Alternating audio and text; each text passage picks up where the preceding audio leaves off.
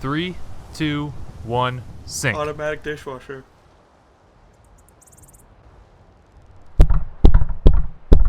Why do you do this to me? I hate you so much. That was me banging my head against the microphone, by the way. Don't let your dreams be dreams.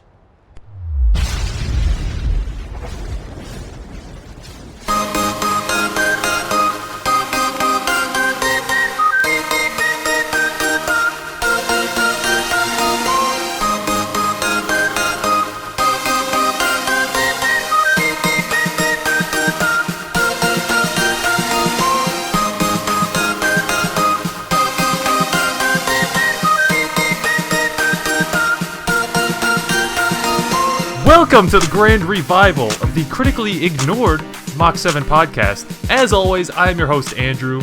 Joining me this week is my co-host, Travis. Happy birthday! Hey, it's not my birthday. Not yours, but we weren't here to celebrate the birthday of the podcast. So, That's it's true. like our anniversary. I didn't even think that would be a thing we should do. Like we joined together in this podcast. Like, should have had a little bit of a ceremony, dude. You didn't even give maybe, me a gift. but You didn't even give me flowers. I mean, you didn't get me anything. Well, The street runs both ways, my friend. I bought this microphone for you. You did. That was very nice of you. So You wanted to listen to my crappy little integrated microphone now. Well, like, me listening to it isn't that big of a deal, but, like, in the recording, it would be awful, and then everybody would be listening to it. And then I just, like, punch myself in the face over it. Everybody who listens to this is critically acclaimed, or excuse me, critically ignored. Yeah. That's right. So, welcome to the podcast. Now that we are no longer part of Mach7, this might be a little illegal. Why? Claiming to be Mach7 when we're not. Well, I mean, it's the Mach7 podcast. Like, there's a logo. Kind of started the podcast. There is a logo. You're right. I feel like and like the music, which is being created. I feel like all those are like. Can you really own those because they're all free? That's very true. They're even put on a free website for free viewing, absolutely, where we don't earn any money. So like the only money that's been put into this is getting a microphone, a new computer, external hard drive, headset. So yeah, basically no money's been put into this at all. What'd you get an external hard drive for? Because I've downloaded way too many games. Oh, because now that I have a gaming laptop, I have downloaded way too many games to put on my solid state hard drive. Oh, it's so nice. I wish I had one. Oh my gosh. I remember load times. I remember dial-up. You peons that lived. You savages. The load times are so bad, though. It makes me so sad. Gives you time to like check your Twitter. It you does. See nobody is tweeting you. Nobody's saying anything interesting to me in particular. Yeah. That's how I roll. See, I have time to like pick up my phone and then press like the button to see what time it is and then put it back down. Oh, because it's time to so game. Jealous. Speaking of load times, did you see that Skyrim got a port to the Xbox One? No. But it was never released by Bethesda. What? When was this? I guess shortly after the Xbox One was released, I'd imagine. But so apparently they ported it to get familiar with the technology that is available, and then they just never released it. It was to help them prepare for Fallout 4. Why didn't they release it? They can make some money on that, man. Because they hate money, I guess. Bethesda? Yeah, apparently. Well, to be honest, I don't think Bethesda's one of those. Well, they're starting to turn into EA. Well, not EA, Blizzard. Yeah, Blizzard. I think more Blizzard. Not EA, Blizzard. Where they, we created this whole MMORPG, and all of a sudden now we have a little spin-off. It's a card game with all the characters in. Oh, really? It sounds a little bit like World of Battlelore, and with a card game attached to it, Hearthbreaker. So shout out to World of Battlelore. I put on my Open Wizard hat. Yeah, so shout out to them. All right. Well, speaking of Fallout 4, have you watched any footage of it yet? I mean, not since release. What, like last night? Yeah. I haven't seen anything. Oh, so have you watched it? Like, have you watched anybody play it yet? No. Just like... Well, why didn't you just say no at the beginning of that? Well, because, we gotta... As if we have enough content to fill an hour of a podcast. You gotta spread it out, Okay, well, anyway, so you haven't... Okay. I gotta say I'm pretty impressed by the graphics so far. I mean, of course, I haven't watched a whole lot. Like, I've watched the first 20 minutes of it. Mm-hmm. It's pretty cool. I've never played Fallout, and this is the first Fallout I plan to play. Unless you count the mobile app game, which was fun for about, like, the good first hour. That sounds and then like... it was really boring. That sounds like most mobile games. Like, the game had no end game. It's just, like, try to just keep managing all these... Oh, my gosh. PC Fallout 4 players have already logged in 4.5 million hours. That sounds about right. It's just been like 18 hours since it's been released. Doesn't It's like surprise Halo. me. Like, how many billions of hours have already been logged into it? Which is a really cool point that I was talking to a friend about recently. Is like, remember back in economics class about like 5 years ago, we were learning about manpower and that type of stuff when it comes to the economy, and they were doing some of these really cool comparisons, like how many hours it takes to make the Hoover Dam versus back when Modern Warfare 2 first released. Like, within the first 2 weeks, they could have built 3 Hoover Dams with the amount of time that players put into that game. God. And then just to imagine, like, how many hours have been put into Halo 5 already. And then Black Ops 3, obviously. That's going to be a lot of hours, too. Yeah, it's going to be huge. Black Ops 3 is releasing on a Friday. It's really bizarre. Wait, it's not released already? No, I think it comes out this Friday. Why would it come out on a Friday? I have no idea. It's so weird. Assassin's Creed did that too. It's like they're trying Syndicate? Have you, which reminds me. So have you played it? No, absolutely not. Oh, wow. I just went to IGN right now, and I'm looking at all these games that came out. So, oh, yeah. Wait, what? Today's Wednesday. No, Tuesday. Today is Tuesday. Good try, though. So, Rise of Tomb Raider came out. I got that. Played that for a few hours. I tried to get through the first one, and that's just... It's so good, though. Really? Yeah. I'm not... maybe I haven't gotten far enough into it.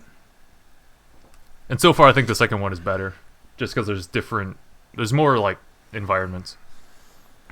Yeah, I guess it's just a big tutorial for me right now, and it's just getting really hard for me to get through it. Nah, just do it. I think. Just Shia LaBeouf it. You'll be fine. Yeah, just do it! Fallout 4 came out today. StarCraft 2, Legacy of the Void. Are you a StarCraft fan? Nope, not at all. And then next week's going to be a busy week. Battlefront and Syndicate. Man. Syndicate came out already. Wait, no, what? It says November 19. Is that the PC release? I don't know. I'm looking at the games coming out soon. I mean, that came out like a week before Halo did. Just Cause 3 is coming out, which... Oh, it's gonna be so good.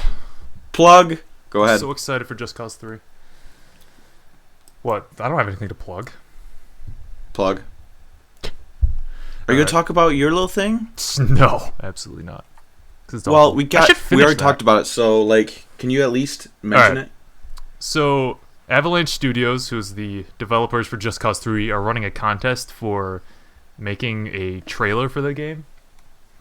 So, I'm entering one. Mine is really bad, though. So, like, the video and the music, they, like, gave that to you to use. So, that's what I chose. But yeah, so they have some pretty cool prizes, though. I should go look up exactly what they are. Yeah, so you can start working on it so that we can win. The competition ends on the 12th, so I should probably get on that. Yeah, you probably should. Yeah, I won't take that long. So yeah, it's actually a pretty cool video. I can't wait for you to put it on the Mach7 website. Yeah, I'm not putting that first one that I did because that's awful. Did you take any of my critical feedback? Which, by the way, I gave him some awesome feedback, with the main point being to start over. That was the best advice I could give you. Dude, there's like $5,000 worth of prizes. I'm excited. And then December 1st, Tom Clancy's Rainbow Six Siege comes out. How cool do you think that game's actually going to be? Yeah, it'll be alright. Like, I'm afraid that, like, there's going to be people who are tryhards. Like, they're going to actually, like, have code names for each other, like Red 6 going in. Of course there will be. And then there's just going to be people that get on that game just to piss those people off. Yeah. No, you're not wrong. It's probably I don't think there's going to be much in between, though. No, you have to be the in-between. And then just get annoyed by the other two groups and then rage quit. I don't see what the problem is. Let's see, what else is coming out anytime soon? What else is... I don't think there's really anything else coming out this year that's that notable, right? Not this year. I mean, Rainbow Six, I'm looking through, like, Battlefront, Fallout 4. The last... Oh, no, that's next year. Never mind. Yeah, I think that's pretty much it. I feel like we're missing a big one. It's on the back. Oh my god, I keep, like, squeaking. Pretty solid holiday for games, I think. Yeah. So, okay, talking about games, what's your favorite game that you're playing right now? That I'm playing right this instant? Yeah, like, right now. I mean, I'm playing Rise of the Tomb Raider, so probably that. It's pretty good. I'm enjoying it. Rise of the Tomb Raider. Okay. Yeah. I thought you said Terminator. I'm like, It's that too. That's a game? What? That's the Terminator Genesis video game tie-in. It's called Rise of the Terminator. The Governator. Stars Lara Croft still, so I don't know what that's about. So tell us a little bit about it. Like, come on, we got some time. I don't... It's really not that much different from the first one, gameplay-wise. Other than now there's Can't like wait to spend $60 on that now. Yeah. There's probably... but it's fun, so they didn't need to change a lot. Probably the only major difference in gameplay is that there's now multiple types of salvage instead of just the one. So there's a lot more collecting stuff, but... Oh, great. That's perfect. Right. That's, what everybody looks forward to. What else? God, I'm still playing The Witcher 3. That came out. Were you playing that like 8 months ago? Yeah. I'm on like my third playthrough. It's so much fun. Also, maybe I have to check that game out.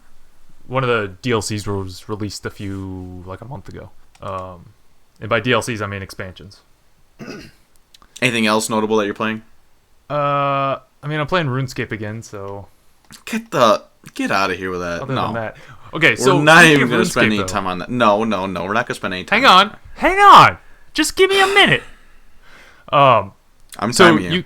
You can set your examine, so like other players can examine you, and you can like write a message or whatever. So of course my message is I have a podcast, and I had a guy come up to me and be like, "Hey, where can I find your podcast?"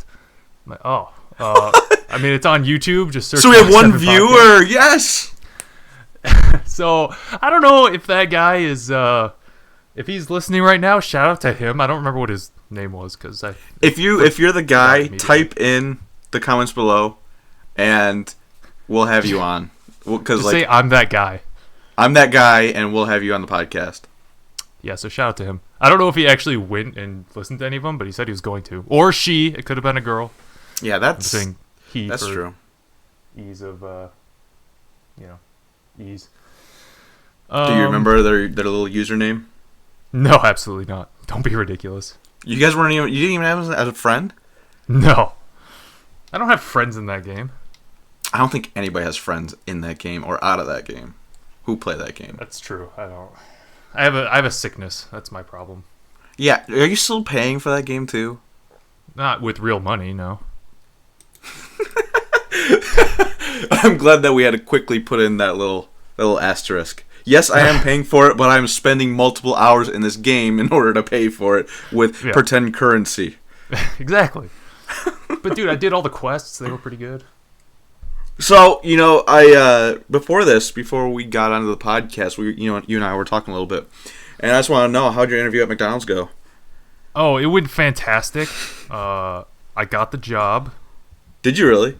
And now, I have orientation tomorrow. It's gonna be great. It was not for McDonald's though. Let me just throw that out there. It's not for Burger McDonald's. King's gonna be so pissed that you're saying McDonald's. I know. They're our sponsor. Burger King, please sponsor us. Thank you very much. Or No, McDonald's. so Wendy's. Big boy. it was an interview with Amazon.com. They were like, "Hey, you want to come work in this warehouse for us?" And I'll be like, No, you are kidding me. You're gonna hate it. "Nah, it'll be great." No, you're gonna hate it, dude. Nah, it's gonna be fine. I need money. What do you want from me? Take out that bit where I just reacted there. All right. Because maybe Amazon will want to sponsor us. So anyway, keep going. Yeah. Tell us about your... So I have 3-hour orientation tomorrow. That'll go well. It's in a you realize hotel, you can't bring anything into there or out of there? Like, basically your clothes. Like, your phone can't be in there or anything. Yeah. That's what they said. They were like, you can't bring any personal items, cell phones, computers, etc. Chapstick. And No, get that out of here, dude. Not Your anything wallet? that Amazon could sell or something. Like, all right, well, interesting. Your glasses, take them off at the door. Yeah. I don't think I'd be able to do my job very well without my glasses. Well, you have to buy 2 pairs. You just have to put them through I customs see. first. Gotcha. Makes sense. No, you think I'm joking when I'm talking about how serious they are with this? I have a friend whose girlfriend made it there 2 days because, like, first of all, I heard the parking's horrendous at those warehouses, so you have to, like, Most likely, walk, yeah. like, 16 blocks just to get in, and, like, so you go in, you have to go through all these different metal detectors and everything like that, and then you're, like, as you're working, you start the clock, you know, you punch in, and you're timed constantly because, like, you have to use a scanner all the time. And as you're scanning items, it takes the time from, you know, between each scans. And if you're going too long, you're going to have, like, a supervisor come up behind you and tell you, you need to hurry up. Yeah. And, like, if you go on break, it starts from the time of your last scan until your next scan. So, like, if you have to walk that 16 blocks back to your parking lot just to check your phone to try to come all the way back 16 blocks, it's just excessive. Why would you go back to your car if it's 16 blocks away? That doesn't even make sense. Well, maybe it was 15 blocks. Maybe I was exaggerating a little bit. Oh, well, in that case. So I'm glad you're using that degree from unnamed university. Oh, yeah. No, it's going to good use. Are you still living at home? Like, it'll be a fun little experiment. Fill in our listeners from the last podcast, like everything that's happened. Everything that's happened since the last podcast. Like how many breaths you've taken. I've taken exactly 37 breaths. You can hold your breath for a long time, dude. Dude, you'd be surprised. I'm basically That's like one breath a week. Yeah. No. Let me see. So I went back home to live with my dad because I have no money. And then didn't do anything for a while, trying to find a job. Got a job at a golf course. Worked that for about a month because the people who were working backdrop were still in high school. So when they went back to school, they needed someone to work in the mornings. So I was like, sure, I'll do it. And then once that was done, I moved down to Pennsylvania to live with my mom, and now I'm working at Amazon. Oh, you are working in Pennsylvania? Yeah. That's the exact facility that my buddy's girlfriend worked at. Really? The one in Allentown? I can find out real quick. Give me a second, because that'd be kind of ironic. Be a little weird. Let me. Is she also like 4'11"? Because that's the person who interviewed me. Definitely. Well, she, like I said, she lasted 2 days there. Oh, right. Well, I just would find it kind of funny, like if you took her job. I'd be fine with it. It was in Allentown. So you're in Pennsylvania? Yeah. Where in Pennsylvania? Shout out to Pennsylvania. What? Where in Pennsylvania? Easton. I gotta Google that. It's right next to the New Jersey border. Easton, Philadelphia.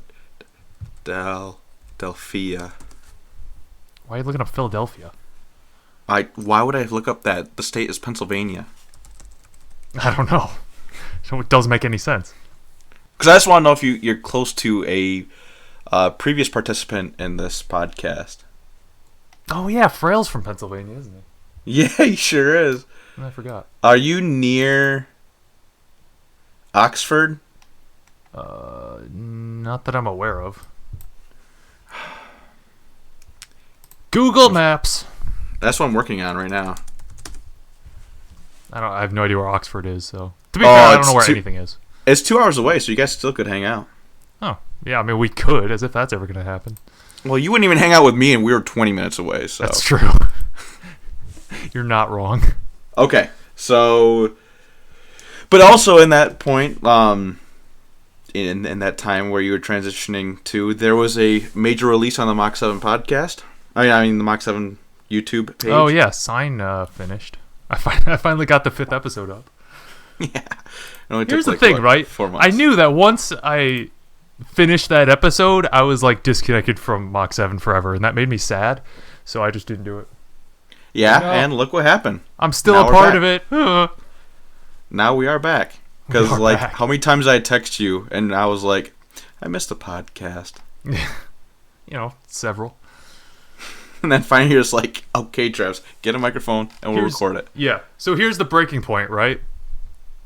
Because I'm guessing that people who listen to this probably don't watch the Mach7 Facebook page. So Rachel I don't do Facebook at all. Yeah, see? So Rachel makes this post that they're going on hiatus until next semester. And I'm like, well, that's unacceptable. I didn't leave just for this entire group to fall apart. So wait, hold on. We're going to start releasing the podcast again. Hold on. There's 2 things I have a problem with in that. First, you were surprised I was going to fall apart? No. But you gave me some, like, ray of hope that it might not. You're like, of course, because I'm an optimist. Fine.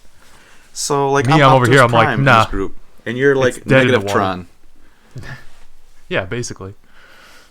And then, second, I've been begging you basically to do this for like 7 months, and it took Rachel to write a already known fact on the Facebook page that nobody watches or pays attention to for you to break into doing this. First of all, you have not been begging me. You'd send me a message like every couple 2 weeks. Not even every 2 weeks. And that's bugging you. Every like 2 months. Every 2 months, we would talk. There's more games. Well, it was the summertime, so no games came out, so we had nothing to talk about because you don't do multiplayer. You don't play any games besides The Witcher. So, yeah, we didn't have much to talk about. A good game. Oh. All right. Yeah. So now we're back. Hey, we don't need to bicker and argue about who killed who. This is supposed to be a happy occasion. The podcast is back. You went silent, and now I'm scared. What happened? No, it's just kind of funny. I was listening to you vamp right there. It was just. Quite interesting. Good. Just listen to what you do in the silence. Is this how you normally talk? Yeah, usually. I just quote movies that I've seen and that kind of thing. There is one new release that you and I are both sharing. And I don't want to spend too much time on it because I feel like this podcast has probably spent too much time as it is on the title itself. And that would be Halo. We should go very in-depth into this. That's what I think. But we already spent so much time talking about it. Yeah, but we could talk about it again. But this time, the people will be able to hear us. Alright, so let's just start off and see where it goes. How are your feelings about Halo 5 Guardians? Alright. Here's the thing about Halo 5, right? It's right after 4. It is right after 4. You're not wrong. If you don't count the Master Chief Collection being in between the two. Gameplay, very fun. A lot, I think they made some improvements, and I was pretty happy with it. I think they needed a change. I think the gameplay was getting a little bit stale. They made some improvements, that's good. The story is the biggest piece of crap I've ever heard. Wow, who's calling you right now? That's so excessive. I'm sorry. It's actually... I don't know. Well, answer it. I want to hear it. Say, welcome to the Mach7 podcast. I'm definitely not answering it on the podcast. We have a rule, Andrew. Forced decision. Yeah, but when this is it'll be like someone dumb. I don't know who that is. Someone. No, we were talking about Halo 5. But who could it be? Heck if I know. It's an 855 number. I don't know what that is. I love the amount of ums that you're putting in this. It really makes it a very quality podcast. Podcast makes it authentic. Put in at Mach7 into your votes, guys, and we need you to do it right now. It makes it so authentic, though. It's like you're really there.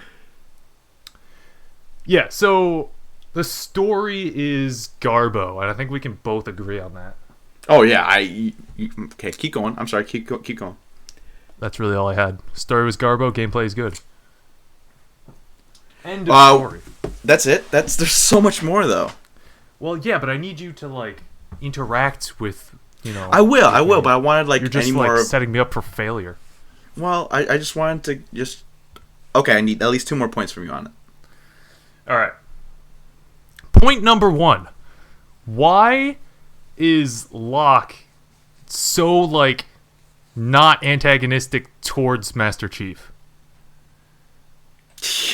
Why did they become buddies in the end of this game? It doesn't make any sense. Oh, by the way, they're buddies the whole time. Spoilers for Halo 5. It's been like 2 weeks or whatever, so it's fine. But well, we'll just put in we'll just take this little soundbite. Spoilers, and then just put that in front of that, and then we'll be good. Just copy and paste. Anyway, you have a great point. I mean, that's something that we were talking about a while ago when this first came out. We were venting back and forth. So for like the past year, and we've been, ramping up to this period of the release, there's been the constant focus that there's going to be a huge battle, fight to the death almost. Probably, I mean, when the very first, it was first announced, Halo 5 Hunt the Truth, on the Xbox One channel, or whatever it was, I think it was the Xbox channel, that you see a sniper shooting a bullet, like, at the Chief's helmet or something like that. Am I right? Yeah, something like that. And then, next, we start seeing those live-action videos of, like, who's gonna survive, because it, like, shows, like, Hunter or Hunted. It shows on one side, it's, like, Master Chief, who's, like, walking up to Locke, who's all beaten and bruised under rubble, next to the Master Chief statue. And, like, pointing a gun at him, right? Yeah, and then the other one's the opposite way of the round, where, Master Chief is at the foot of his statue, which, once again, why is there statues? Why are they building up the idea of Master Chief so much when in the campaign there's nothing that indicates that he's even known to the civilian population? Well, I think there was one indication, and that is when Buck is talking to Locke, and he's like, every Marine is going to be mad at us, right? Because they're going after Master Chief or whatever. But that was it. And, like, this entire thing did not feel like that's a big because the deal. Master Chief fought with every single Marine that's still alive now. Yeah, so. Exactly. And he's the reason they're still alive. If only Sergeant Johnson was still here. Oh, I know, he was the best. It makes me so sad. Lasky is not a good replacement for Sergeant Johnson. I do like Lasky. Yeah, but I do not like John. I want a different multiracial member of the group, because the other one was sassy and hilarious. This one is dry and has no personality at all. He is a dog. I know that's like how he's supposed to be portrayed as just a dog of the military and intelligence group he's part of. But honestly, like, you could give him a little bit of story. Yeah. Well, I mean, you could give the entire game a little bit of story. That would be nice. This battle to the death was like a slap fight. Like, what is happening? Well, we haven't even gotten to that point yet. We're still talking about the lead up to it. So, with those live action trailers, and then, like, even more stuff on, like, Hunt the Truth was focused on portraying the Chief as this, like, he does a terrible, terrible, terrible act that he's being hunted for, and that's why he has to be brought back in. And, like, they're talking about how Del Rio is spreading propaganda and all this type of stuff. And, like, none of that is portrayed. None. So true. Like, I know a big part of it was supposed to be about... Like, okay, honestly, the trailer that's closest to the actual story of Halo, like Halo 5... was the very first trailer that we saw at E3 like 2 years ago with the Guardian coming out of the ground and Chief holding. True. That's the only one that's close. Otherwise, we see, the Chief supposedly looks like to Locke that he blew up like a building and everything like that, and like so he's being hunted for that. But then the other trailer, the opposite of that, he's saving people from this like rubble and everything. It's just, and then the following trailer after that, you see people, like holding Master Chief's like action figures, and people are looking at him on TV. It says Master Chief's dead or something like that, and it's like all this type of stuff. And it's like, where was that portrayed? I got to play on 2 type of planets, and then it was just spaceships, and that's it. I have a lava world, and then I have a magic world, and then the rest of it's just spaceships. And they're like, oh, Master Chief's gone rogue. What are we going to do now? Apparently, the UNSC's definition of somebody going rogue is somebody obliterating their enemy without them ordering to do so. Which is kind of funny, because wasn't the end of Halo 2 exactly that? Pretty much, yeah. Sir, gonna finish this fight. I'm not gonna listen to you. I'm getting onto this Forerunner tripod thing and going off into the black yonder. And totally fine there. But now when he has a full team of Spartans and he's going to find Cortana, like, after he saves the world and everything like that, they can't give him the benefit of the doubt. And why did they bring Cortana back so early in this game? Like, the second mission. Yeah, it's literally the second mission. You get a vision from Cortana, and then at the end of that mission, you're like, okay, we're going to go find Cortana now. And that's the whole story, is just following her, and or it's like, getting to her. What? We were led to believe that she died at the end of 4, right? Like, that was that point of the end of that game? That was the whole part of that game, is giving Master Chief this whole emotional side with Cortana, getting them all lovey-dovey, close to each other, giving them emotion, and then what happens? We just play Locke. So we play the old Master Chief, or somebody who doesn't have any emotions or anything like that. At least this guy takes his helmet off. That's the only difference between him and old Master Chief. God, it was so bad. Made me so mad. But so yeah, it's kind of funny, because like right at the beginning they introduce the Cortana element, and then 5 missions of John Locke all of a sudden helping the Arbiter, for 1 mission of you still walking towards Cortana, for 5 more missions of on Sang Helios, to 1 more mission of Cortana, to the last 5 missions with John Locke. And like, going to Sang Helios and helping the Arbiter and stuff, like, that was cool as a concept, but it's like, why are we doing this? Why does this even matter? Because they don't have much of a story, and they tried to fill it in with the Arbiter. Which, you had a great point when you were texting me. Why are they still calling him the Arbiter? I don't know, I mean, and honestly, like, your response is probably why, because most of the casual fans know him as the Arbiter, and so they're just going to keep calling him the Arbiter. But it's like, you have a chance to, evolve his character a little bit. Why don't you use it? So, going along with this, what do you think of, like, the building of, like, the whole fire team aspect? The fire team thing is probably my favorite part about the game, to be honest. It's pretty neat, actually. I mean, it got a little bit close to the feel from Republic Commando from Star Wars. Yeah, that's what I was going to say. Very, very Republic Commando-esque, which is definitely a good thing. But the thing is, you don't get the amount of orders that I wanted to with that one. Like, you could hold position, or you could, that type of stuff. But what's really cool is you can tell them, get in that vehicle, get that weapon, get over there, focus fire on this enemy. That was an awesome element. Like, the only thing you could do or one of the things you could do in Republic Commando that you couldn't do in this is tell them to, like, complete objectives. Like, if you need to use a computer to open a door or whatever, like, you couldn't do that in Halo 5. You couldn't tell them to go open it, which you could do in Republic Commando. But, got to make use of that button-pushing technology. So, I think we broke apart a lot of the campaign, that it's probably unfortunately, like, the campaign for Halo was the exact reason that I bought Halo in the first place. Yeah. That's why people get Halo, is because of that reason. But then all of a sudden now there's no story. There is no campaign there.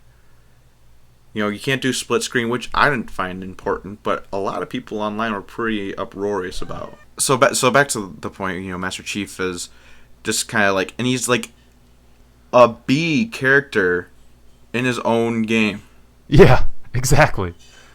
In a game that should have been starring Locke and Chief. It was starring Locke, and then Chief was kind of there sometimes.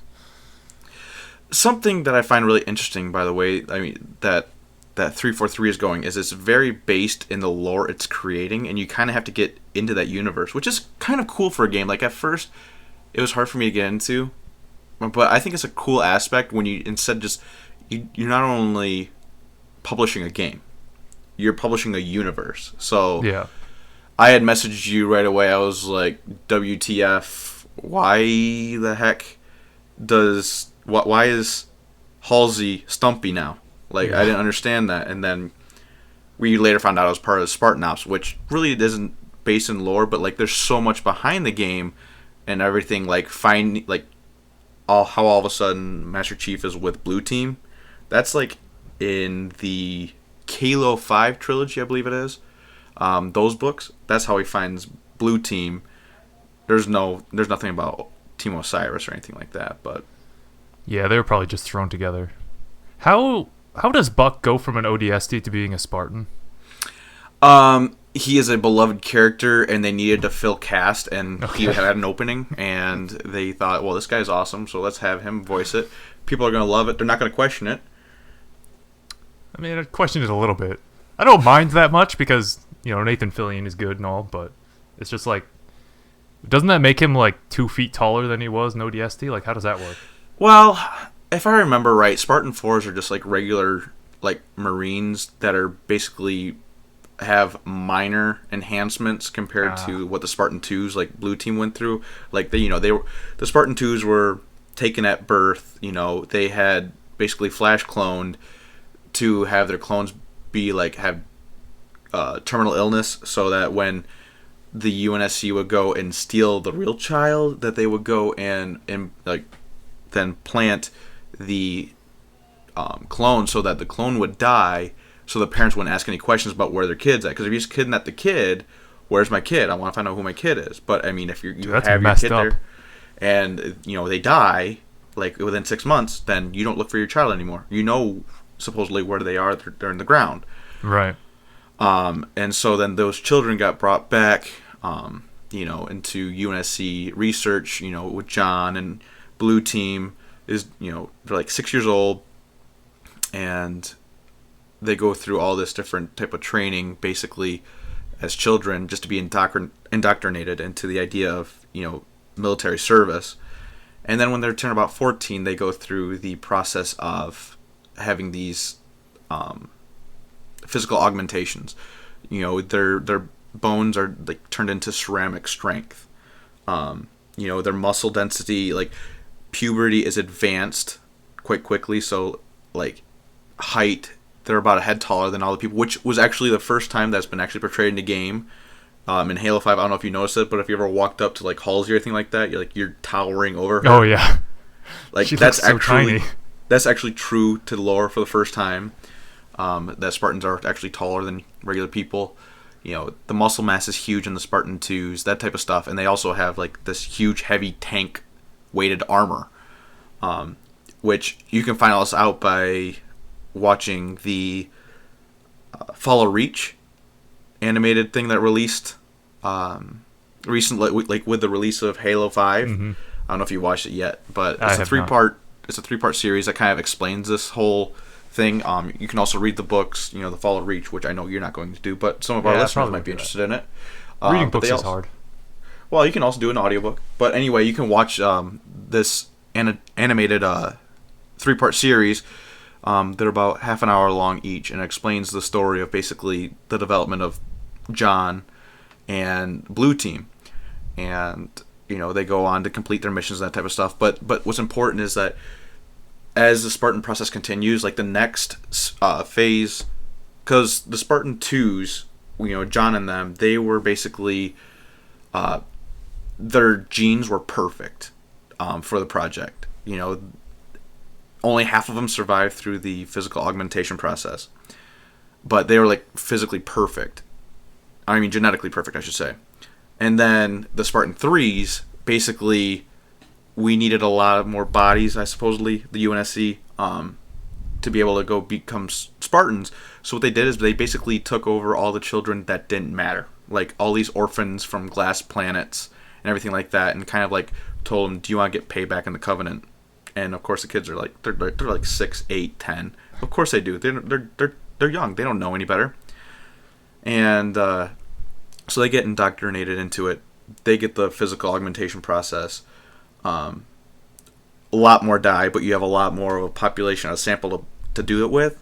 It sounds terrible. But then, anyway, so that's the Spartan 3. And then, like, the Spartan 4 process, the Spartan 4s are, more of, from my understanding, like, just regular service people, like Marines, who are found to be, like, top of their class and could, do this type of stuff. But the physical augmentation process is a lot more sophisticated. Now it's, like, 10 years later. It's been done a lot more. But they're still not as... it's hard to equate them to the Spartan 2s, but they still do a good job. But the thing is, you can mass produce them. So it's just regular soldier that you're just making into a super soldier, which technically was the ODST, but now it's the Spartan 4. And if I'm wrong, listeners, go ahead, put me in, correct me. But that's the way I understand it from the Kilo 5 trilogy. So Spartan 4s are N7 soldiers, is what you're telling me. Do N7 soldiers actually go through physical augmentation? No, not technically, but yeah, they get special armor. They're picked out because they're elite in some way. Yeah, they're basically the special forces of the special forces. Yeah, and so, yeah, that's what that is. So that's why it was interesting to see in the fight because, and here's an interesting thing is as I was watching this animated series for, the Fall of Reach. It's this whole prequel that talks about, like the development of John and Fred, Linda, and Kelly, and Sam, who is not in Blue Team in Halo 5, and for reasons that you find out in the series. But it's interesting because, it shows right there the first time that they get their armor that they already have all the changes to them. Linda is the sniper, I believe, right? Yeah, Linda's a sniper. Yeah. And she has that weird Argus helmet where it's like weird eyes, and they already have that at the time that they, are. And she has like 14 lenses on her armor. Yeah, it's weird. But one of the things that did bug me about that animated series is that the animations for the Covenant that they fight and for the weapons they use are all from Halo 4 and 5. Oh, good. Which is not accurate. Makes sense. Which is not accurate because it's a different sect. Fall of Reach, Halo 5. I mean, they're like a couple days apart, right? No. But yeah, so anyway, that was a long segue into something that really doesn't matter because we're still talking about the story. But Halo 5 is Garbo. Well, yeah. So, but that brings me to a point that I want to talk about. Right. Armor customization. So, what do you think about the rec system? I would be okay with it if it wasn't microtransactions. Keep going. Because it just makes Warzone completely pay to win, because you can just buy rec packs, get a bunch of power weapons, and then destroy everyone. Power weapons, armor mods, vehicles, armor abilities. If you could only buy rec packs by playing the game and getting points that way, I think I'd be fine with it. Yeah, I really wasn't impressed when I saw that.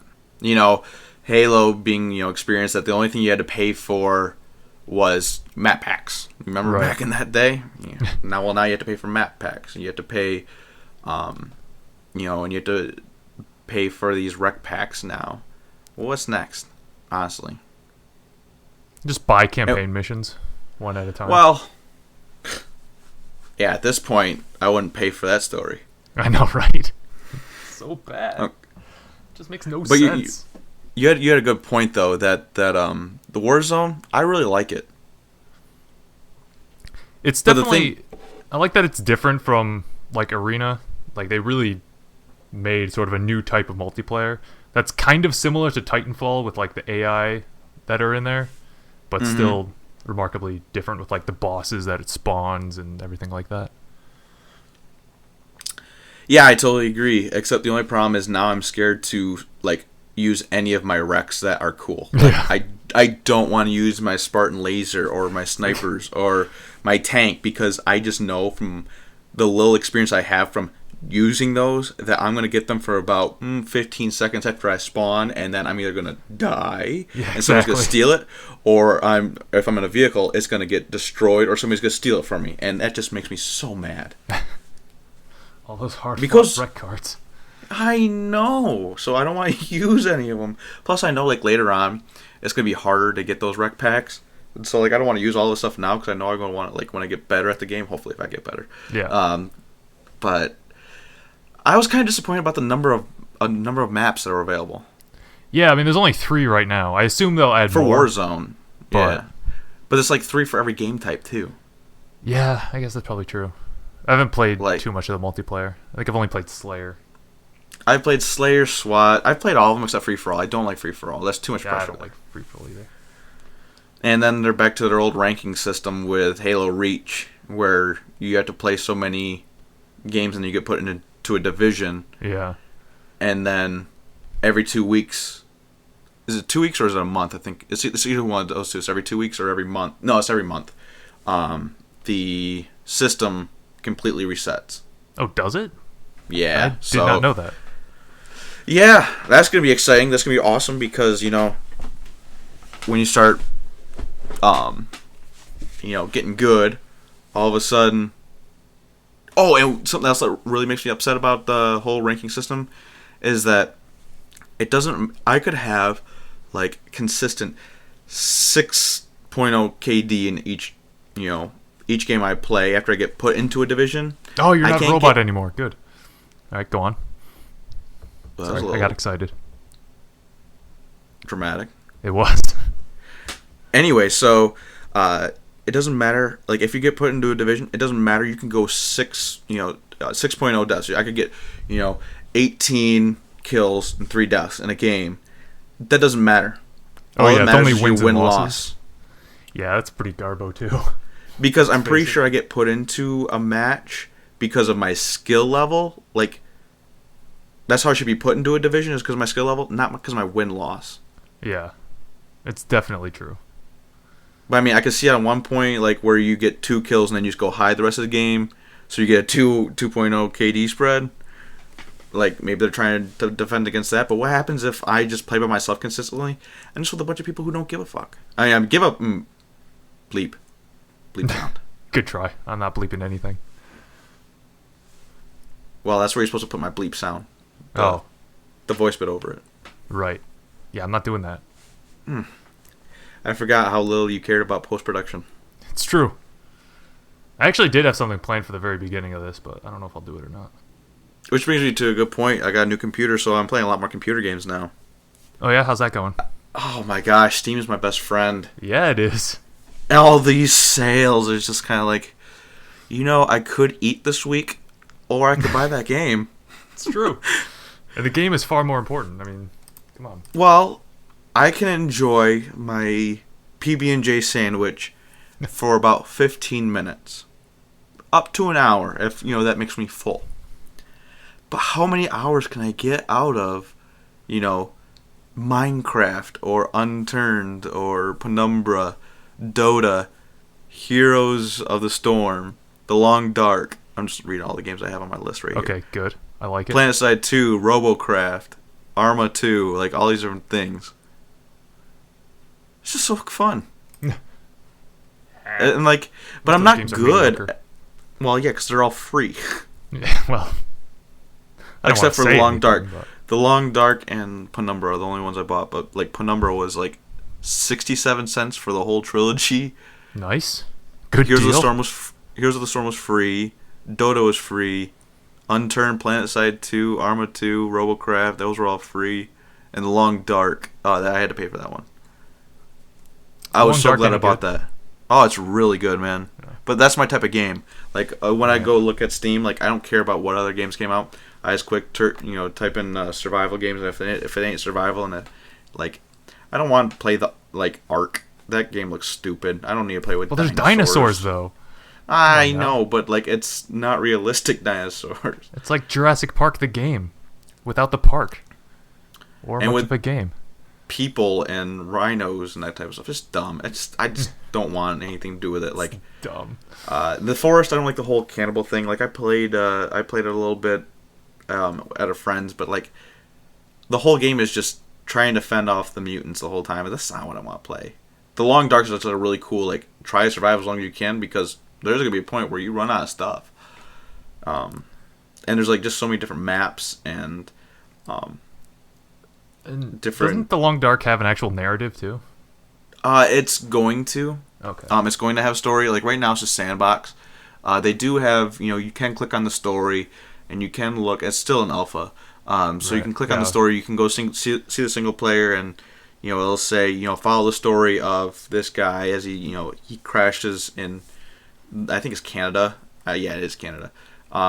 He's a pilot for his little prop job.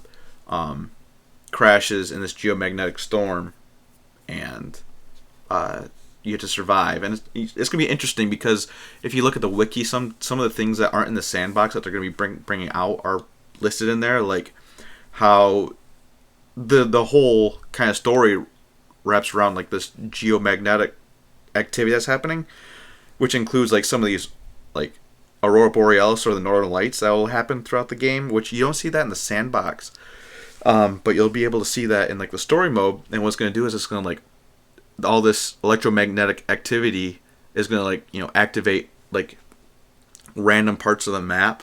So maybe you'll have a radio turn on and give you a bit of a story in the background, like as you're walking through, because like all of a sudden the town's like lit up because of all this electromagnetic activity, just that kind of stuff. Or like there's a big dam that'll start up, and all of a sudden you'll have water moving and how that might affect the environment. It's just like it's gonna be some really cool stuff. Assuming it ever actually gets a full release. Yeah, I don't think you're ever gonna play it because that's not your type of game. It's always a question with these like alpha games and pre-release games. Is will they actually ever finish it? Yeah, that's a good point. I mean, but I paid $15 for it, and I probably have like 60 hours into it, maybe. Which you've already gotten your money's worth, is what you're saying.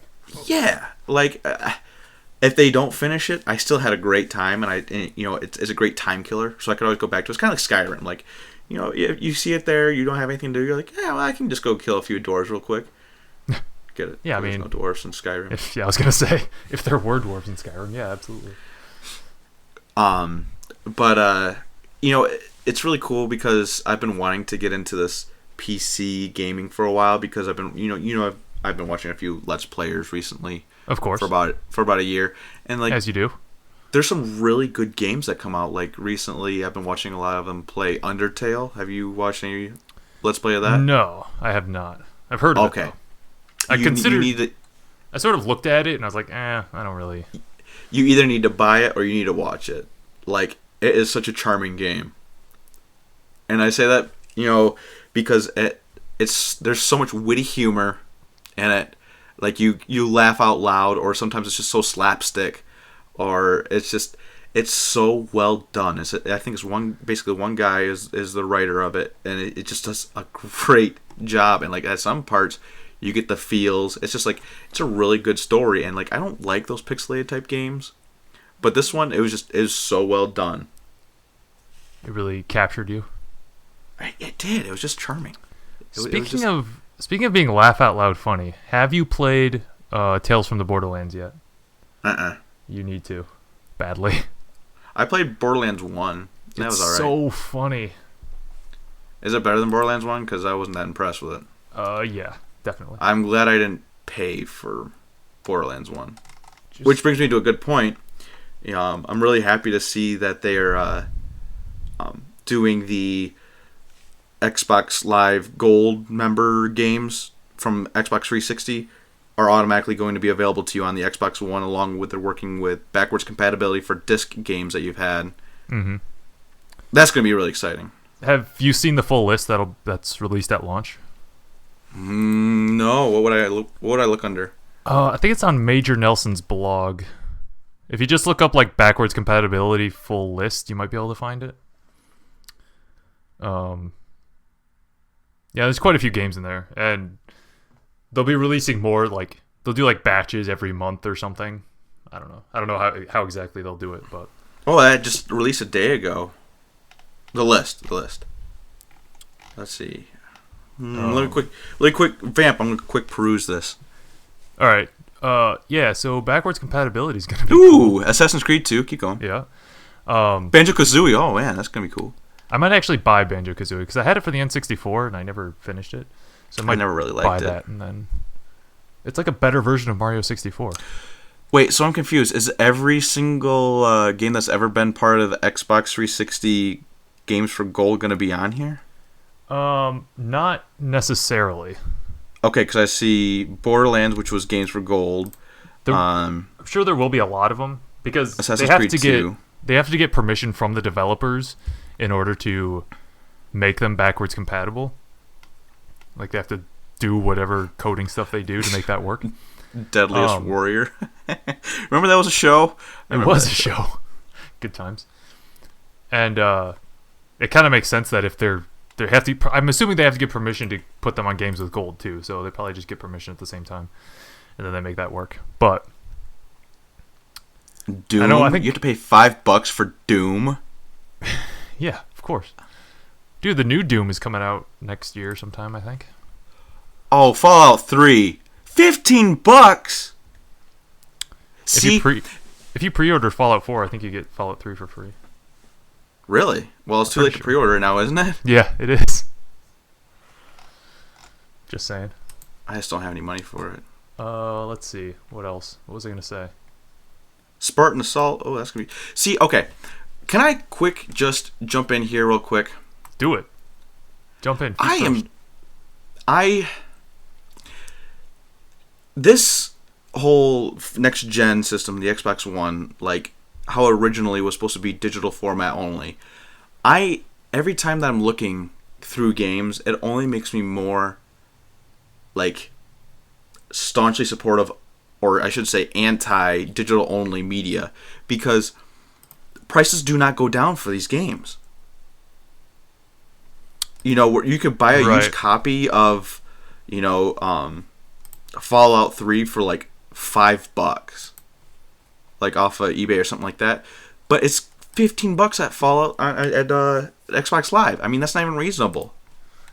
See, and I'm going the other way. I'm like, I used to care about buying physical games mostly because I wanted the cases, but now I'm like, but digital is just so much more convenient.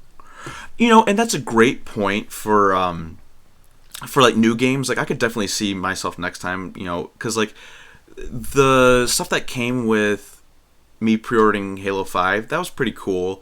It was my first chance to actually ever go to a midnight release, which was such a letdown at GameStop. Right. Like, I think I'm about 15 years past the prime of GameStop midnight releases. But did you get any swag, though? No swag. Oh. Well, I mean, waste. I got like 3 rec packs and like I got Jameson Locke's gear. I got like in real life? No, in the game. You have no idea how long I've been wanting to make that joke. Rec pack, his BR in real life. Weapon. Sorry. Okay. You good? Get it out of the system. Yeah, I think I'm done. Okay. Oh, Feeding Frenzy. I remember that game from PopCap. Oh, that was a great game. That probably $5. Cost yep. That was free at PopCap. I'm pretty sure that's a free Flash game. Yeah, it's a free Flash game. $5 if you want to use a controller with it. You're paying for achievements, is what you're paying for. No, not. Yeah, what can I use achievements for? Showing off. Who looks at your gamer score? I look at it all the time. If it's above a like 5 or 6 digit number, I just don't even look anymore. Like, okay, you have a lot. You could have 10,000. I'd just be like, okay, that's a lot. The world leader has like over 1 million. Yeah, but he's the guy who bought like Finding Nemo, the game, just for the achievements. It's true. Let me see. I'm gonna look so up I'm not how much Stallion has. But back to my main point. I could definitely see buying new games that are digital only. That's valid. But like, why would I want to buy Fallout 3 for $15 when I can go get it on a disc for $5-10? Yeah, that's true. I guess thinking about it, I actually haven't bought like older games much at all unless they're on like Steam sale. See, I do a lot of games off of half.com or Amazon. Just because I like to save my money. Because I'm not... There's only a few titles that I want to buy right away. And that's like Halo. I want to get Fallout. Fallout 4. I really want to get that. Mass Effect, I'll buy right out of the gate. Oh, I'm so like, excited no for questions Mass asked. Effect. Like, I don't care if it looks horrible. Gonna buy it right away. Just so I can give them enough money to go ahead and try over. Just like I did with Halo 4 and 5 now. But I'm going to keep buying it right away. But yeah, there's a few things like that. There should be a couple others. But it's that type of thing where, I'll shuck out my money for that. But, like, I don't want to pay a quarter of the price for a game that's like, when did it come out? Fallout 3 was 2008, I believe. Really? I think so, yeah. 7 years old and I still have to pay the quarter of the original price. That's what happens when a game is really popular. Speaking of Mass Effect, though, so... Oh, I haven't watched the teaser yet. I want to watch it real quick. That's fine. There's really nothing that happens in it. The only significant part of that is that somebody caught a screen grab of what appears to be the protagonist's dog tags, and it looks like it might say Ryder on it, so... There's a theory that the protagonist's last name will be Ryder in Mass Effect Andromeda. Which makes sense because Shepard was named after Alan Shepard, who was the first man in space. And then Sally Ride was the first woman in space. So it makes sense. Oh, so is our Ryder. protagonist... Well, I guess that really wouldn't matter because I guess... Hold on.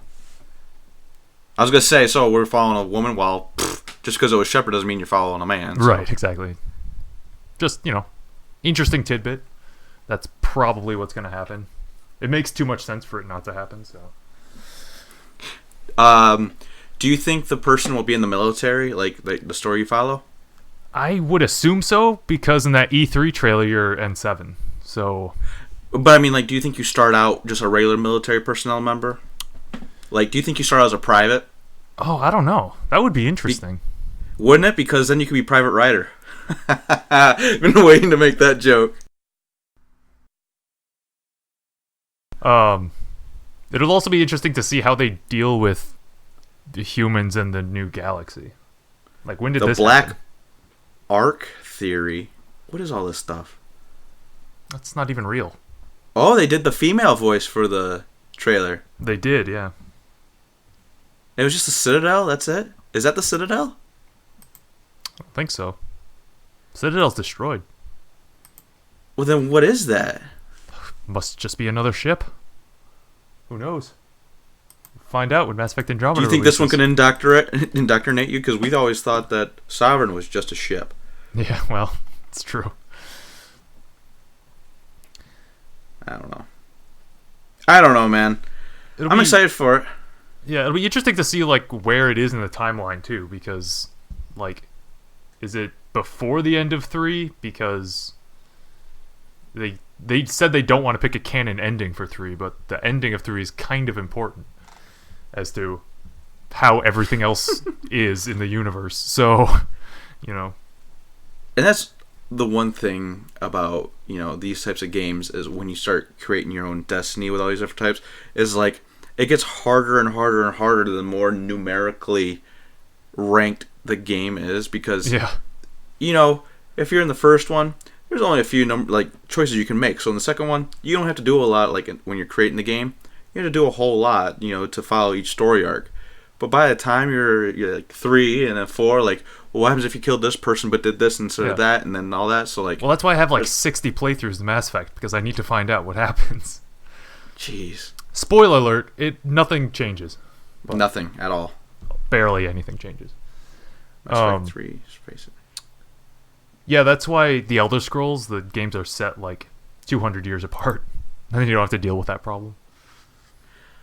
Has any news come of that, actually? What? Elder Scrolls 6? Yeah. No. Has it been announced yet? No. They'll be riding Fallout 4 for a little while, and then they'll announce it. Think so? Yeah. Because you think that's what's next on the menu? I would assume so. Well, I mean, did we really expect Fallout 4 all of a sudden until E3 came along? Like, all of a sudden, Yeah. oh wait, Fallout 4 is coming out? It was pretty much expected that they were going to announce it soon, and then once they said they had their own press conference, it was like, all right, well, they've got to be announcing something. Most people assumed it'd be Fallout 4 just because Skyrim was released between or after Fallout 3, and they've just sort of been alternating recently. So, Yeah, wasn't it like 2009 or 10? what, Fallout 3? No, Skyrim. Skyrim was 11. Jeez. Okay, so we gotta wait till 2018. All right, cool. Yeah, something like that. Well, the difference between Oblivion and Skyrim was 5 years, so Oh, 2016 is next year. yeah, it's probably not going to be next year. You're probably right. It's probably 2018. I don't know if I can wait that long. Elder Scrolls 6 hype in 2018 confirmed here first. Yeah, honestly, like how many things have we gotten right so far? You made that list for me the other day. Everything. I'm just watching the announcement trailer again for what? Have we ever been wrong? I mean, Yeah. there was that time we thought Halo 5 would be good, but Well, it's good. it's remarkably just not- mediocre. It's just not what I was expecting. It's mediocre for a title that should be great, which makes it terrible. Yeah. It just makes you really... It makes you wonder where... Like, do you think that was the original story they created? The one that they actually decided to put out? I don't think so. And actually Fallout 3 came out in 2010, according to the Xbox 360. I thought Fallout 3 came out in 2008, and then New Vegas came out in 2010. I don't know. It says right here, just at the Microsoft Xbox, because I went to go look through how much it was, and that was where I saw $15. Fallout 3, it has 272,556 reviews, so it has 4.8 on the scale, but it says release date was 3/2/2010. But of course, I wonder if that's the digital release. the digital release, yeah, Because Wikipedia says October 2008, so... because Wikipedia is so trusted. Well, Yeah. But I think I'm actually going to try Fallout 4. The only thing I don't like about it is the green, and I know that's something you have to get used to. But I don't like green HUD. Don't like it. Oh, yeah. Don't like everything being green. I know in Fallout 3 you could change the color. Yeah, it's like to orange. Or like blue. Was there blue? I could Yeah. do blue. Yeah, I remember there being I blue. prefer white. Like, I really like Skyrim, where like a lot of the stuff was just white. It's like white and gray. Yeah. I like that. I know it's boring. Well, look. So, Halo Wars 2 got announced. Oh, did it? Yeah, you didn't know that? Oh, you don't care about those type of games. I don't remember that at all. I feel like we had a conversation about it, but now I don't remember it. Well, because you don't care about those types of games. Once Yeah, again. it would have been announced, and then I stopped caring. So. They actually did a trailer for it, but before that, it was just basically they announced it through like they just had a like little wallpaper almost, like a little image that just said Halo 2. I mean, Halo Wars 2. That was it. That was like the announcement, and then they came out with a trailer after that. I think there's 2 trailers actually. And one of them like includes Tartarus, so it makes you wonder like, are the Brutes gonna be a race that you focus on the storyline or something? They should be be. interesting. They should have brought the Brutes back for Halo 5. Would have made it better. That brings up a really good point. I really want to play the Flood again. I don't have to. I think it'd be a really cool dynamic to like the elite. I mean, like the Covenant are kind of cool. Like I feel like that's a centerpiece you have to stick with. But like it'd be really cool if that was like only for a few of the missions. But then to have the dynamic between the Forerunner Prometheans and the Flood. That'd be neat to me. Like to watch them fight and then be into that. But one of the things I did like about Halo 4 was that the 4 or 5? 5. Did I say 4? I'm dumb. You said 4. I'm stupid. Don't ever listen to me. That they made the Knights be a bit more like of a special enemy rather than what is with that? The basic soldier. God, that was so much better. Because Knights are obnoxious. The Knights are obnoxious. The soldiers are. The soldiers are pretty annoying too, just because they teleport. But teleport. Knights are so difficult to kill. Also, I'm bad at the game, so that might be why. But still. And then the warden. What do you think of like the weapon variants that you can get? Like I did find the answer, like that saw that does. What do you think of that? I thought that was pretty cool. What do you think of the whole intel 117 pieces you have to find by constantly hitting down on the D-pad like it's Dragon Age Inquisition? You're looking for herbs for your requisition. Nah, it's fine. Just follow a guide. Yeah, I mean, have you found any more skulls? I have found all but one skull. Did you find the one that I was telling you about? Yeah, it's pretty good. For our listeners, it was once again spoilers. So if you haven't found any of the skulls and want to have that trip on your own, one of the funniest ones that I found was it's on the very first mission where you land on the Guardian planet. What is it? Does it have a name? Genesis. Planet? So you land on Genesis, and it's your first. You walk through there as a Master Chief, and you just take the sideway. Like it's not even hard to find at all. Yeah. It's pretty clear where to go. It's just before you fight the first enemies. And so it's down to the right, and you go down this little pathway, and you go down a little bit of hills, a little trail. You go down, and it's like this little glass ledge, and you see a grunt that's just sitting there singing to himself, and he has a skull in his hand, and he's just singing to it. And it's just adorable. But then, like, if you're stealthy enough, you can sneak up behind him, and it says punt. And you can just punt the grunt right off of the ledge, and then like the skull lands right in your head. Yeah. Well, I mean your hand. And that's how you have to get the skull. You have to punt him off. Oh, is that how you have to do it? Yeah, you can't pick it up otherwise.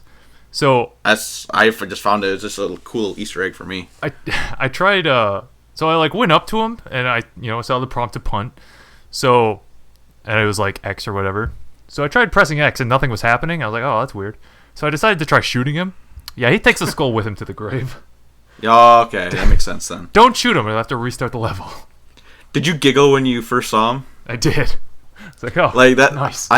As soon as that happened, I had to text you. I was like, "So, have you found any of the skulls yet? Because if you haven't found this one, you really need to work at it." But what's funny is I found the second skull in that level because there's two. I've found 3. I think it was on that level too. It was just like on a little ledge on the temple, like those little walk pads. Some of them are not well hidden whatsoever. They're just sort of off the beaten path slightly. That's kind of disappointing in my opinion because of the new grapple system that they have. You know, I was hoping that that would be needed more. Like, because I've been climbing all over the place, hopping, which you have to do for a lot for the intel, but I don't think you do that a lot for the skulls. And like the skulls that are on St. Helios, you kind of need it for, but other than that, yeah. But I'm still kind of learning how to do. See, I haven't used any guide yet, and I found I think like 89 of the intel, but that was only after like I landed on St. Helios, and I found out that if you hit bottom on the D-pad, and it'll vibrate and make sounds. Like, because they don't tell you that at all. It was like the first thing I did in the game. I just press all the buttons to see what they do.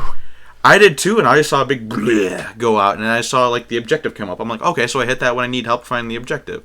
It didn't tell me at all that this is how you find intel. So like, I barely got any intel. Going up to San Helios, but then I like got 90% of it as after that. So, like, in the Master Chief that levels, ruined the experience to me. You don't have that ping, so you have to just find it normally. I know I texted you about it, and you're like, well, just don't do it. Well, yeah, I mean, just don't do it. It's hard. Like, it's not that hard. Well, for me, it was very difficult because like I just want to keep hitting down on the D-pad. I'm like, I just want to get it. I just want to find it. Like, just don't do it. Did you actually listen to any of them? I listened to a few, especially the ones that were like recordings of grunts. I'd always listen to those. Oh, those were always funny. Those are pretty entertaining. I'm gonna kill Master Chief, and I'm gonna take all their armor. And, like, it was just hilarious. Like, those guys are funny. But the one skull I haven't found yet is on Glassed, and you have to do it on Legendary. And I'm just like, this isn't fun for me. I don't even want to deal with it right now. That's nothing that really upset me about this game. You get absolutely nothing. Yeah. For completing the game on any difficulty besides achievements, which I know. Oh, go ahead. I was just gonna say, after I finished it, I was looking around. I was like, so. Where's my rec pack? I was looking at my point totals. I was like, I got literally nothing for this. Great, thanks. There's achievements. I mean, like, okay, back in the day, back in Halo, that was cool. But I mean, like, if you have this rec pack system, like, or this armor permutation system where you get to boast because of achievements, Yeah. but you take away everything that you've achieved, and basically all you turn the armor permutation system into just a random luck system, which there's pros and cons to both ways, because if you do it where you have to unlock the stuff, well, everybody's just going to gravitate towards having their armor in, whatever is the hardest to get, because that shows that, they have the dedication or that they're good to get that. But then on the other side, if people like the armor, you just kind of do whatever one looks the coolest, but you have like 4,000 options, it just kind of takes the value away from any of them. Like, that one looks cool, okay, cool, that's it. Like, I don't feel as connected to the armor that I got. Like, the armor that I use, I got from watching Nightfall. Well, I worked hard for that. I gotta sit in my ass and watch a couple hours of lock some more. Love it. Does that armor seem like it isn't textured at all? Because that's what it looks like to me. That's a good point as well. It just looks really like flat and blank. I'm like, why? What is happening? That's like part of it for me as well for Halo 5. Like, I don't have all the time like smooth animations for a lot of things in the environment. I don't know if that's just my system or what it could be, but like, especially for the soldiers, the Promethean soldiers, when they're teleporting all over the place, it's not like a smooth, like, it's not fluid on how they, it's kind of like very, I wouldn't say choppy, because that sounds like very abrupt, but it's like a mix. It's like a coarse movement. It's not clean. Does it look like when they're teleporting it's 30 FPS, whereas when you move and stuff it's 60? Yeah, kind of. Like, it's not terrible, but it's still very noticeable. Or like when you hit them and like everything kind of flutters away from them, it just kind of looks very cartoony. Yeah. I mean, I know... You had that too, then. I know, like, things that are far away, their frame rate is way lower. Well, obviously, I'm not surprised by that. But I feel like if I can shoot it with the pistol, of course the pistol is a long-range weapon, but it's only a 2x zoom, I feel like I shouldn't have to have that problem where I'm going to lose that many FPS that far away. Yeah. It's weird. I haven't noticed that quite as much. I'm sure I will notice it now when I go back and play it. But well, I brought that up to you earlier, and obviously it hasn't bothered you because I've already brought it up to you, and you're like, well, now I'm going to notice it. Well, obviously not that much. Oh, yeah. Okay, well. But you could tell, apparently I've forgotten about that conversation, so... We spent a lot of time on Halo. Let's talk about a new game. Okay. Like what? I'm watching somebody play Halo 5 right now, actually. Right. Not Halo 5. Good. Fallout 4. Fallout Okay. 4. It looks really cool. It looks like almost like Red Dead Redemption. Yeah. Oh. Because like the environment that he's playing in right now is very like, like the West, like not prairie, but like this dry, rugged ground with all these like, dead plants kind of, and he's like wearing a cowboy hat and buckskin chaps and that kind of stuff. So. Nice. Red Dead Redemption is not on the backwards compatibility list, and that makes me sad. It was like you used to be able to vote on it. Yeah, like, when they first announced it, and that was number 1. But I guess Rockstar doesn't want to give them the rights to it. It would be my guess. Yeah, I guess. I don't know why they hate money now, but well, they're just sucking up the money from GTA 5, and that's all they care about. Yeah, that's true. They should make Red Dead 2 or 3 actually. They made it 2? Red Dead Revolver was the first one, and then Red Dead Redemption's the second one. Oh. But they're not... Yeah, that was a good game, but like I'm too lazy to hook up my... Well, I do have my Xbox hooked up. I'm just too lazy to go find the disc for Red Dead Redemption. Yeah. See? Should've gotten that digital. It's not on digital. Fuck off. But... Anyway, so...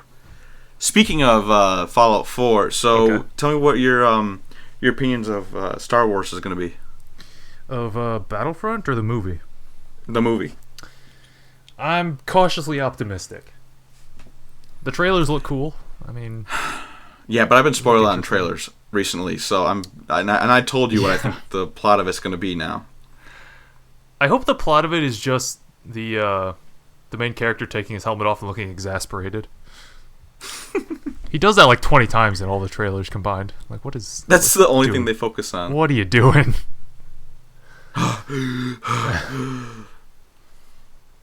So, I think it's going to be exactly like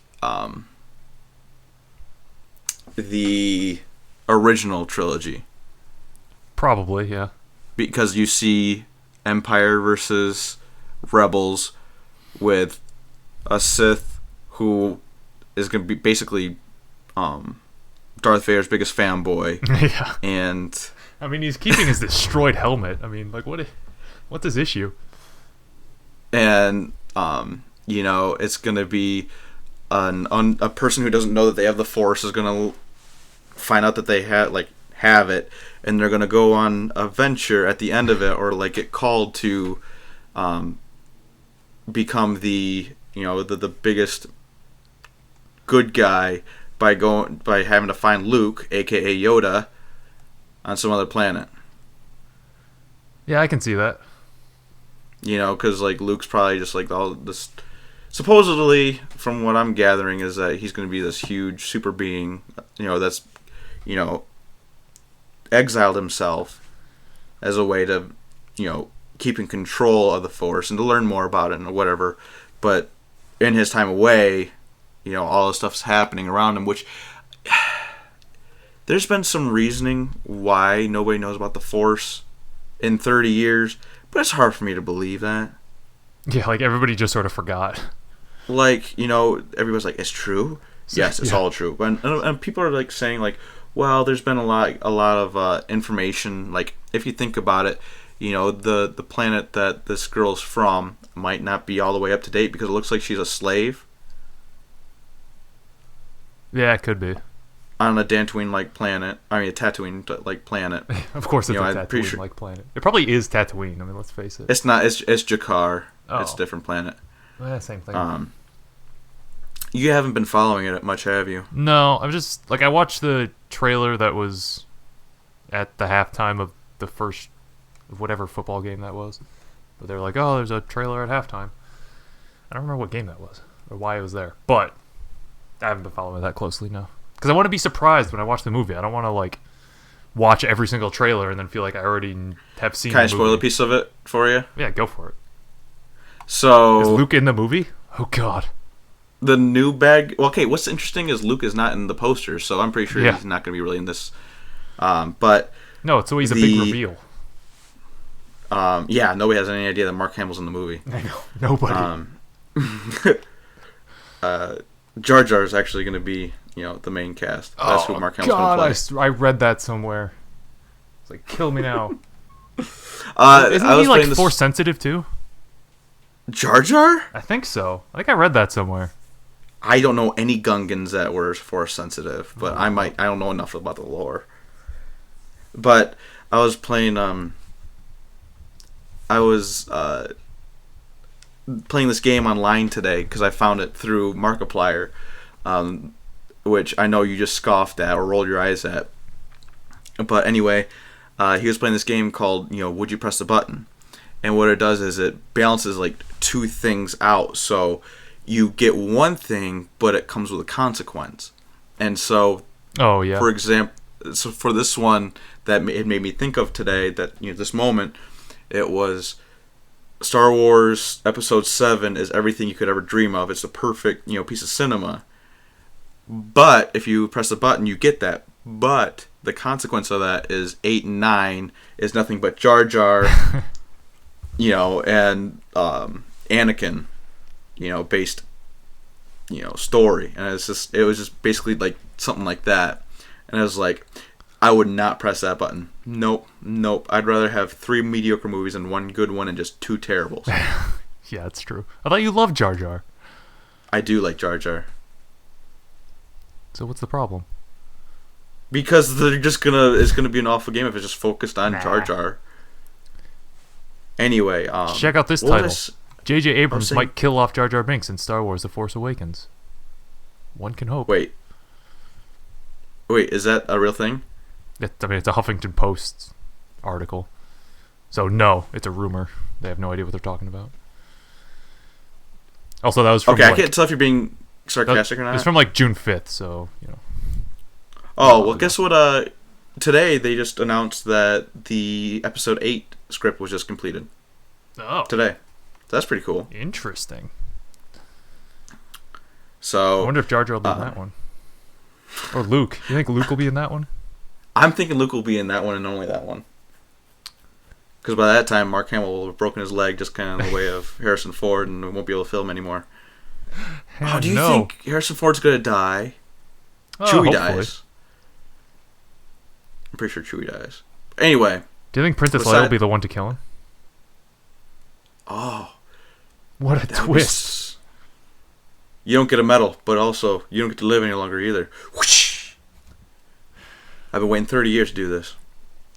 And then she passes off that lightsaber. Oh, that's the part of the teaser. Then she passes the lightsaber off to the girl. She's like, oh, she did it. Anyway. It makes sense. And that's why she's crying over Chewie's body in the winter, like, that winter world. Mm-hmm. Oh my gosh, we just spoiled. You heard it here first, folks. Figured it out. That leader of the new Empire Rebel Stormtroopers, not the Rebel Stormtroopers, the Empire Troopers is actually, what was her name? The big warrior chick from Game of Thrones. Brienne of Tarth. Yeah, she's that. You said big warrior chick, and then I started saying Brienne, and then you finished it. I was like, oh, that's actually right. Well, boy, is my face red. Well, I feel like she's going to get every badass female, like, role pretty from much now on. As long as she does a good job based on level of... I've never seen her, actually. Is she actually, like, attractive outside of Game of Thrones? Like, because I know they tried to, like, very masculine... Yeah, I mean, you know, she's not terrible. Well, that's the unfortunate part of, you know, Hollywood, is that her main role, the way she got this role, is because she's masked. Yeah. And she's a very large woman. And she's going to be typecasted. Right. Instead of just, you know, whatever. But I thought I'll let you know, along with the Disney section, that if you want to get your Slave Leia costume, like I know you wanted to for Halloween, you should get it now, because Disney is discontinuing it. So. And then I could wear it to the release of Star Wars. It'd be fantastic. Stop. Oh, there's some things you can't unsee. Nah, make it So cool. this is the Mach7 podcast. We're going to end on that note. Probably a good idea. I don't know. I don't remember all the stuff I would say at the end, because I don't know if half of that stuff exists anymore. Should I just say thanks for watching? I don't know. Like, what did we used to say? You know, we would say like... Did you send me a text? What? No. Oh, that's her. Yeah. She is a very handsome woman. I mean, you know, could be worse. No, she's her own type of attractive. I'm sure many males would find her attractive. All right. Let's end. We're like at an hour and a half. We went way too long. Well, we did have a lot up front, though. We did. There's a lot of... But I think it's been about an hour, plus when we trim out all the fat here, it'll be good. Yeah. All right. It'll be good. So, thank you for listening to the Mach7 podcast. Hope you guys enjoyed it, or the return of the Jedis. Stick tuned next week. Yes! There'll be another podcast. Bye. Bye.